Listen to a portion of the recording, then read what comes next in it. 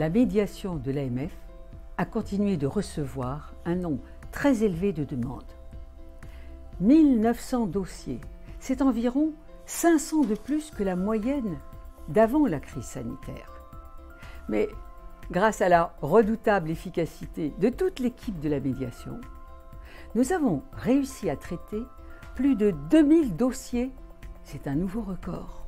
Et j'ai rendu un nombre totalement inédit de recommandations, plus de 1000, en hausse d'un tiers par rapport à l'an dernier. Les propositions de la médiation recueillent toujours un fort taux d'adhésion. 95% des avis favorables aux épargnants ont été suivis par les deux parties. Et seuls 4% des propositions défavorables n'ont pas été acceptées par les demandeurs. J'observe un phénomène assez net de rajeunissement des épargnants qui saisissent la médiation sur des litiges liés aux ordres de bourse. C'est d'ailleurs concordant avec les données de l'AMF sur l'afflux des nouveaux investisseurs particuliers sur les marchés d'actions.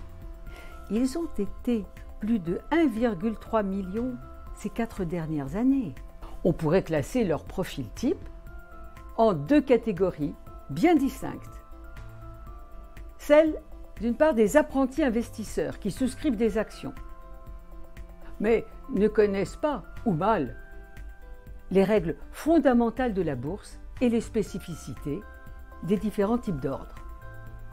Ils s'exposent à des déconvenues en passant des ordres sans maîtrise de prix.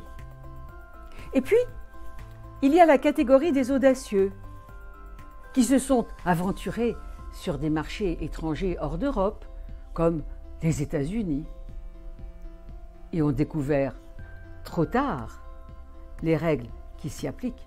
Par exemple, les offres mini-tenders ou les micro-caps. On peut y ranger aussi les investisseurs qui se sont lancés sur les marchés des cryptoactifs, secoués par de nombreuses turbulences l'an dernier.